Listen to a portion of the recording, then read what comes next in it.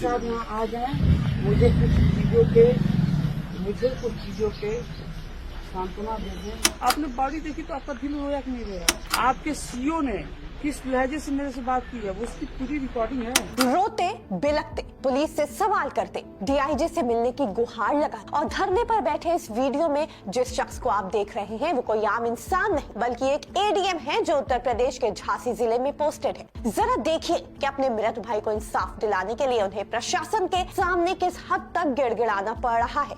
वो मृत भाई जो खुद एक सब इंस्पेक्टर थे। डीआईजी साहब यहाँ आ जाएं, मुझे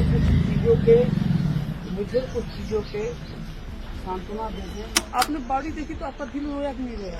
आपके सीईओ ने किस लहजे से मेरे से बात की है, वो उसकी पूरी रिकॉर्डिंग है।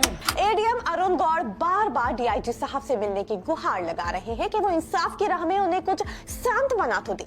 वो बार बार अपने सब इंस्पेक्टर भाई से जुड़ी बातें याद करते हुए भावुक हुए जा रहे हैं। ये वीडियो जो आप देख रहे हैं अपनी स्क्रीन पर, ये पोस्टमार्टम हाउस के बाहर का वीडियो है जहाँ से जाने के लिए एडीएम अरुण गौड़ किसी हाल में राजी नहीं थे। बाहर वो अपने सवालों के साथ मौजूद है कि आखिर उनके भाई के साथ ऐसा क्यों हुआ और क्यों वक्त रहते उन्हें नहीं बचाया गया। सीईओ को कुछ भी क्यों नहीं पता था और पोस्टमार्टम हाउस के अंदर उनके वो भाई मौजूद हैं जिनके लिए वो इंसाफ की ये लड़ाई लड़ रही हैं। बस फर्क इतना है कि उनके भाई सब इंस्पेक्टर अजय गौड़ अब इस दुनिया में नहीं है और सवालों के घेरे में है उनकी रहस्यमयी मौत। हर एक चीज बेशक जांच का विषय है, लेकिन इन सब के बावजूद भी सब इंस्पेक्टर भाई के लिए उन्हें प्रशासन से ही सवाल करना पड़ रहा है, उसी प्रशासन से जिसका एडीएम खुद हिस्सा है।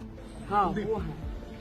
इनको आइडिया ही नहीं है कि जिले में कोई गायब हुआ है। एक्चुअली इनकी ड्यूटी लगी हुई थी बाहर। उत्तर प्रदेश का बस्ती जिला पुलिस का अपना एक जाबाज सब इंस्पेक्टर 5 दिन तक लापता रहता है, लेकिन पूरी फोर्स उन्हें ढूंढने में नाकाम रहती है और जब शव मिलता है तो वो मिलता है पड़ोसी जिले अयोध्या की सरयू नदी में। ये सिर्फ एक सब इंस्पेक्टर की रहस्यमयी मौत नहीं है बल्कि यूपी पुलिस की कार्यशैली पर तमाम सवाल खड़े करने वाला एक मामला है। क्या विडंबना है जीवन की कि एक प्रशासनिक परिवार को सड़क पर बैठने को मजबूर होना पड़ा, जहां एक एडीएम भाई और पीसीएस भाभी को अपने मृत दरोगा भाई को न्याय दिलाने के लिए धरने पर बैठना पड़े, वहां आम आदमी के इंसाफ का क्या होगा?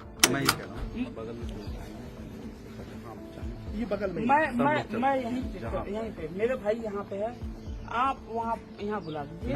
मैं तहरीर दूंगा, उन लोगों का नाम दूंगा। आपने गुमशुदगी का जो हमने दिया उसकी जांच क्या कर रहा है। भाई साहब के सीडीआर में लास्ट कॉल किससे हुई है? चीजें जो आप चाहेंगे लास्ट कॉल किससे हुई है? बगल में पुलिस लाइन है, बड़ा पुलिस लाइन चलना चाहें बगल में भी अच्छी सकता है। जहाँ भाई साहब देखो, पुलिस लाइन में इतनी पुलिस होती है ना, आप तोड़ दोगे हमको।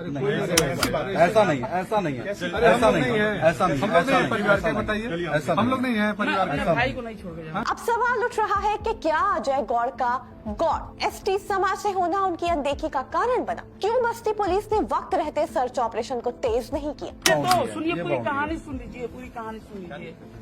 इनकी गलती मैं नहीं मान रहा हूँ, मैं इनकी गलती नहीं मान रहा हूँ। ये मुझसे रात में बात नहीं आए, उतनी रात को आए थे। This person is very nice, ठीक है, मैं इनकी बात को कतई बुरा नहीं मान रहा, लेकिन इनको आइडिया नहीं है कि जिले में इतना बड़ा कांड हुआ है। तुम हमारे इंस्पेक्टर है संजय कुमार, याद नहीं है क्या?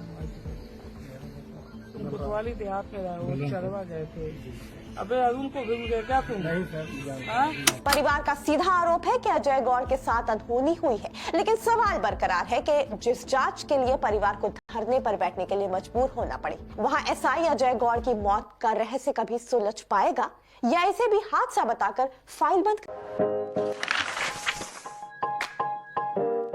अपने आसपास और देश विदेश की खबरों से अपडेट रहने के लिए व्यू इंडिया टाइम्स को यूट्यूब में सब्सक्राइब, लाइक और शेयर करें।